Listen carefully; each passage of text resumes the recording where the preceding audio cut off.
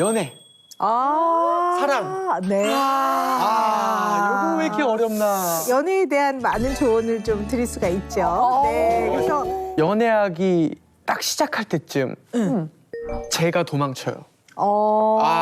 이게 연애가 이루어지기 전에 제가 제 스스로 물러서고 도망가는 약간 좀 전쟁 나면 후퇴하는 느낌? 그럼 연애가 시작되기 그 전까지의 과정은 밟아요. 밟아요. 좋아지고. 뭐 여러 가지 감정들을 느끼고 그런 대화를 주고받고 하는데 정작 그 순간이 되면 저는 도망가거나 그 순간조차도 제가 거부를 해요.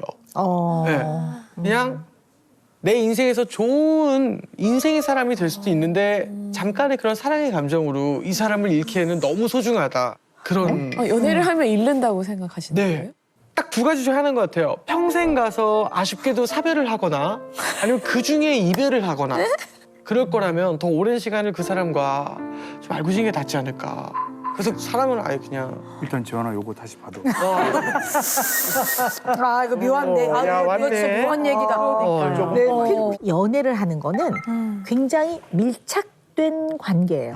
그죠? 그렇죠. 우리가 늘 애착에 대한 얘기를 참 많이 하는데요. 애착은 아주 중요한 사람, 가까운 사람과 관계를 시작하고 유지하려는 것을 애착이라고 해요. 그래서 애착의 대표적인 형태가 부모-자녀 관계에서 볼 수가 있죠. 근데 부모-자녀 관계에서만 애착이 있는 건 아니고요. 네. 중요한 대상자, 연인, 부부, 그다음에 굉장히 친한 친구 사이에서도 애착 관계는 형성이 돼요. 자, 그런데 가장 기본적인 부모-자녀 관계 애착을 생각해 보자고요. 아이한테 있어서 부모는 어떤 의미일까요, 재한 씨? 사실 없어서는 안 될 그냥 네네. 내 인생과 동등한 존재.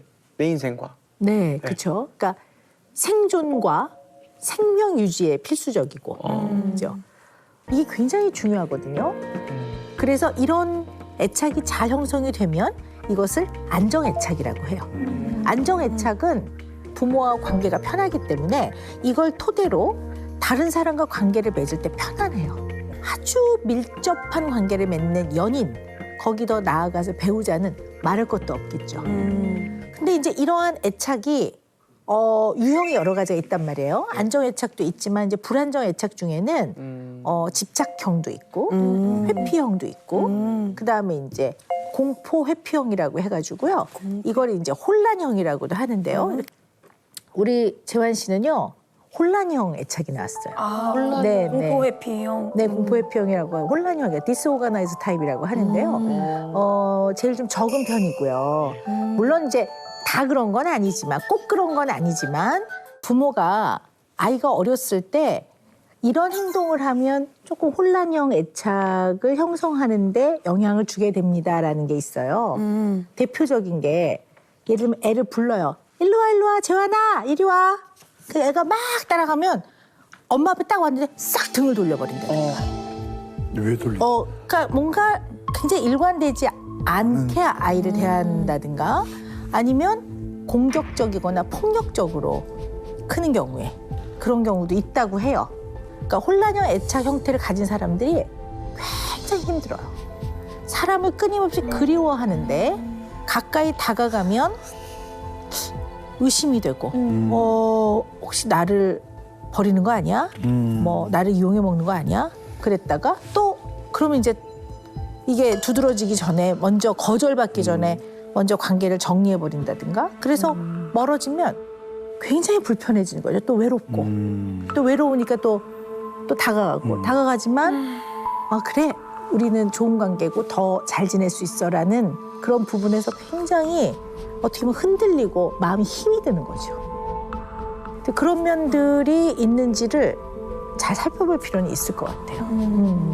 부모님은 두 분인데 한 분은 저에게 최고의 사람이었고 한 분은 저한테 최악의 사람이었어요. 근데 내가 겪어왔던 그런 아버지의 모습을 이 여자한테 혹시 해버릴까 봐 두려울 수도 있겠다라는 생각을 지금 좀. 좀 뭐 어려운 얘기입니다만 아버님께서 약간 좀 가정 폭력이 좀 있으셨나 봐요. 좋은 가정사는 아니었던 것 같고 잊고 싶었던 기억인 것 같아요.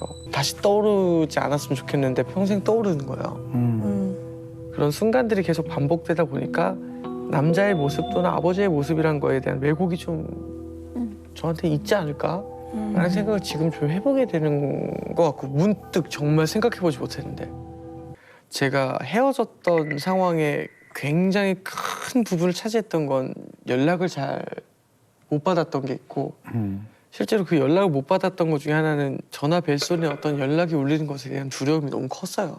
어린 가정사 때. 아버지는 전화가 오는 걸까 봐. 네, 그래서 나이가 들어서도 연락을 잘 못 받았고 벨소리 또는 뭐 진동 소리조차 너무 두려워서 못 받았는데 실제로 연락이 안 되는 것과 연결이 많이 됐고 근데 그것들이 그 당시 헤어짐에 굉장히 큰 작용을 했던 걸 보면 저는 잊고 살았다는 과정사지만 이게 제 성인이 돼서의 그 연애도 굉장히 크게 자리를 하고 있구나.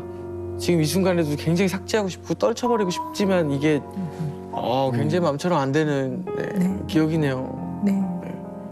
그래서 어떤 누군가를 사랑하던 간에 내 안에서 내가 자라온 아버지의 모습이 나한테 나타나지 않게 하려는 그런 게 있는 것 같은데 그게 무게가 좀 무거웠나 봐요. 자꾸 회피하는 거 보면. 아, 어린 재환이가 얼마나 무서웠을까. 그죠? 무서웠어요. 진짜 무서웠고 두려웠고 너무 떠올라요. 생생하게. 그러니까 내가 누군가한테 이렇게 평생 생생하게 떠오르는 최악의 기억이 될 수도 있다는 불안함이 좀 있는 것 같다 하는 생각을 지금 좀 하게 됐어요. 이 재한 씨가 선택한 친절함이란 살기 위한 본인만의 생존 방식이었던 것 같아요. 저는 처절하다고 느껴져요. 네. 너무 가엾고 그렇습니다. 네. 사랑하니까 더 친절해야 돼라는 게 있었던 것 같아요. 근데 이게 올바른 친절함은 아닌 내가 내 자신한테에 대한 뭔가 좀 굉장히 좀 삐딱하게 좀 잘못 받아들여진 가치관인 것 같아서 지금. 삐딱이라기보다는 나는 그냥 처절하도록 가엾고 안 됐어요. 내를 들어보니까. 부모를 어찌 선택할 수 있습니까? 그리고 어린 시절에 겪었던 것을 그 어린 나이에 본인을 어떻게 보호할 수 있었겠습니까? 그런데 재환 씨는 재환 씨의 아버지가 아닙니다. 재환 씨와 아버지는 다른 사람입니다. 그래서 인생도 다릅니다. 살아가는 경로도 다릅니다. 그래서 결과도 다릅니다. 유재환은 유재환의 인생을 살아가면 됩니다.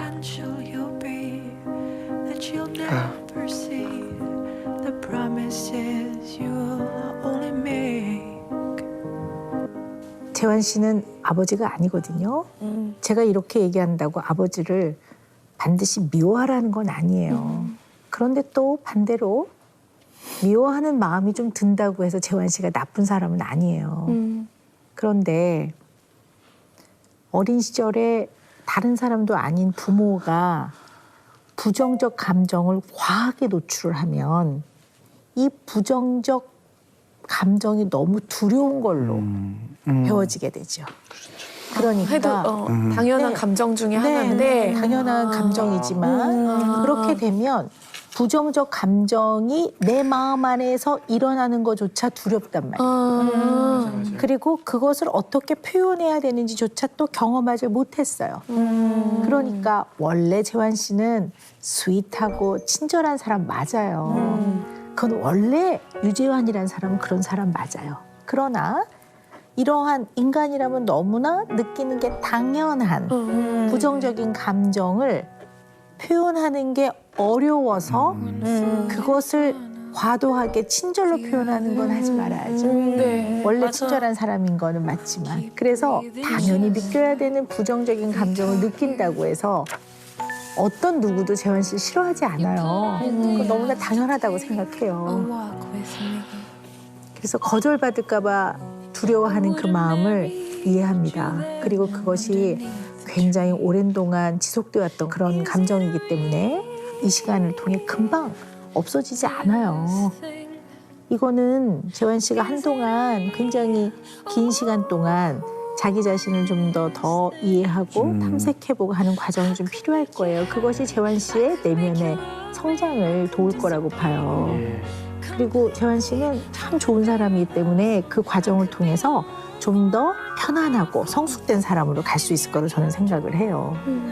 그래서 화내도 괜찮습니다. 네. 맞습니다. 네.